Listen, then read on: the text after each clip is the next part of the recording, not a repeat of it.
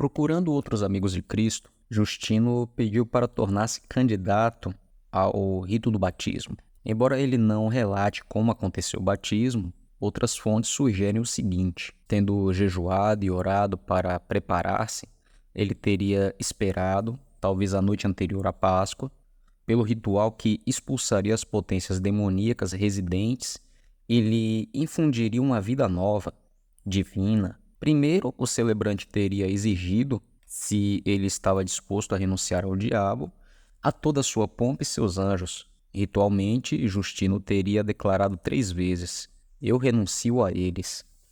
Em seguida, entrou nu em um rio, imergido na água para significar a morte do velho ser e a lavagem dos pecados. E quando o celebrante pronunciou o nome divino e invocou o Espírito para que descesse sobre ele, teria emergido renascido. Para envergar trajes novos, brancos, na margem e receber uma mistura de leite e mel, comida de bebê apropriada a um recém-nascido. Justino comenta que recebera no batismo o que procurava em vão na filosofia, essa lavagem que clamamos iluminação, porque os que aprendem essas coisas tornam-se iluminados em sua compreensão. Mais tarde explica a outros convertidos potenciais que, uma vez no nascimento, chegamos sem consciência ou opção, através de relação sexual de nossos pais, e somos educados em maus hábitos e costumes malignos.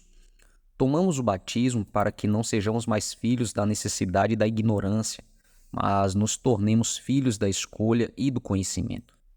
O renascimento ritual para novos pais, Deus e o Espírito Santo, deu a Justino meios para renunciar não só à sua família natural, mas os hábitos e os maus costumes que ela lhe havia inculcado desde a infância.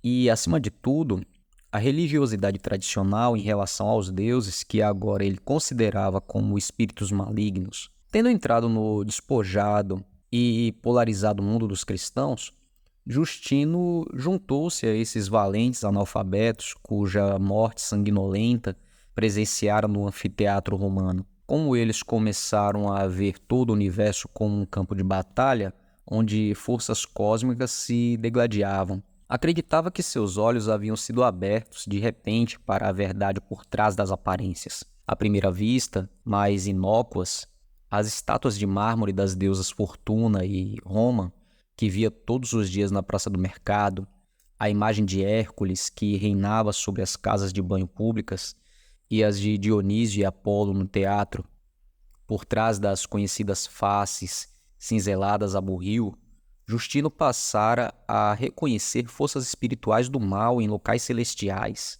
Compreendeu, como Paulo compreendera, que as forças que fazem de joguete a humanidade impotente nem são humanas e nem divinas, como imaginavam os pagãos, mas demoníacas. Os genitores pagãos de Justino haviam-no criado na religiosidade tradicional, reverenciando como divinas as forças da natureza.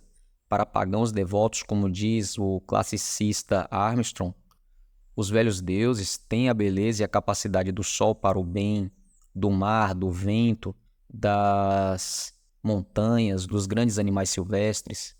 Elas são realidades esplêndidas, poderosas e perigosas, que não se encartam na esfera da moralidade e de nenhuma maneira se interessam pela raça humana. A adoração pagã misturava reverência e pavor diante das imensas forças que ameaçam nossa frágil espécie.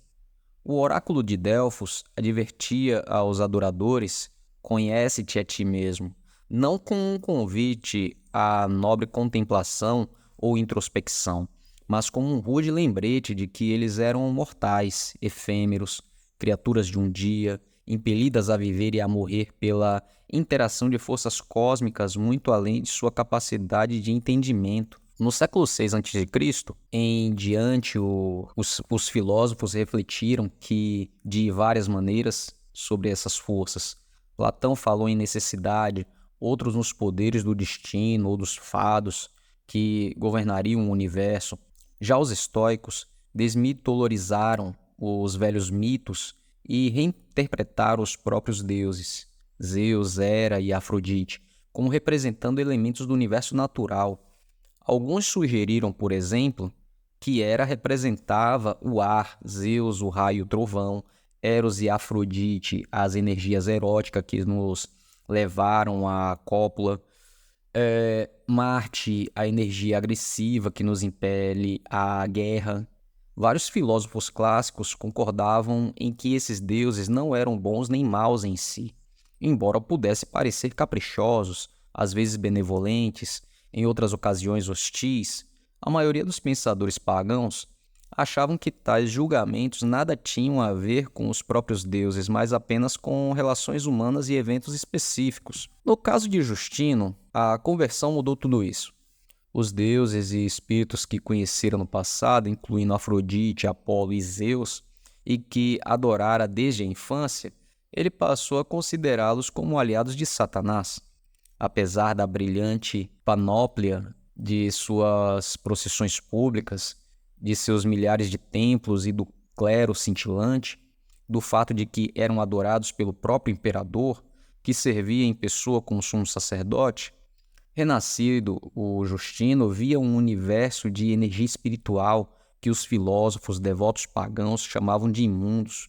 Quando o movimento cristão empolgou todo o mundo ocidental, nossa linguagem veio também a refletir um entendimento invertido e a palavra grega para daimons, energias espirituais, se tornaria em inglês demons, que quer dizer demônios. Assim diz Justino: nós que, entre todas as raças, outrora adoramos Dionísio, o filho de Semele, e Apolo, o filho de Leto, que em suas paixões por seres humanos fizeram coisas que são vergonhosas até de mencionar, que adoramos Perséfone e Afrodite ou Asclépio, ou alguns dos outros que são chamados deuses, agora, graças a Jesus Cristo, os desprezamos, mesmo a custo da morte.